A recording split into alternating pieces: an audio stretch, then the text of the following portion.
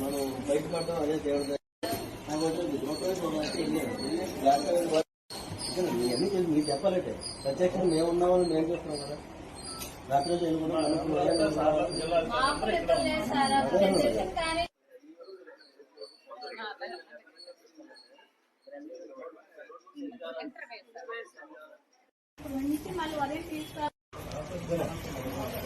అంటే ఏవి కూడా ఏంటంటే మనం వీళ్ళ వరకు కరెంట్ ఇచ్చిందని వాడినారు ఏంటంటే మన బట్టలు కానీ బ్యాగ్ కానీ పెట్టుకోకూడదు.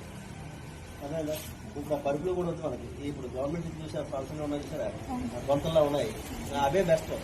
మనం ఈజీగా మూవ్ చేసుకోవచ్చు, అది చేసుకోవచ్చు, మన మళ్ళీ చుట్టేసుకొని మళ్ళీ రోల్ చేసుకోవచ్చు అంతే కదా. పరుపులు అయితే మళ్ళీ మనం రోల్ చేసుకోవడం కూడా కాబట్టి పరుపులే ఉంది.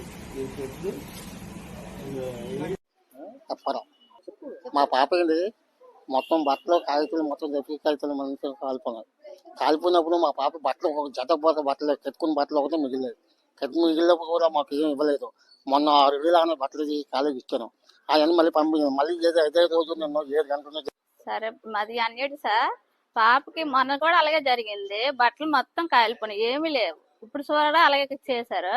అది రెండోసారి జరిగింది. ఇప్పుడు మాత్రం పిల్లలకు బట్టలు బ్యాగులు ఏమి లేవు, అవన్నీ కావాలి సార్. మాకు భయం వేస్తుంది, ఎందుకంటే మళ్ళీ రెండోసారి జరగడం కదా. మళ్ళీ ఇలా జరిగితే మేము ఇక్కడ చదివించాలని భయం కూడా వేస్తుంది కదా సార్. కొంచెం మీరు చూసుకోవాలి, అదే ఇంకేం మేము అడగట్లేదు. బట్టలు మాత్రం కంపల్సరీ మొన్న కొనేసి ఇచ్చాను సార్. మళ్ళీ అంటే మేము ఇంట్లో పరిస్థితి బాగాలేక కదా ఇంత దూరాన్ని వేసాం. బాగుంటే మేము ఆ దగ్గరలోనే వేసుకుంటాం కదా సార్. అది మేము చెప్తాను. మరి మీరు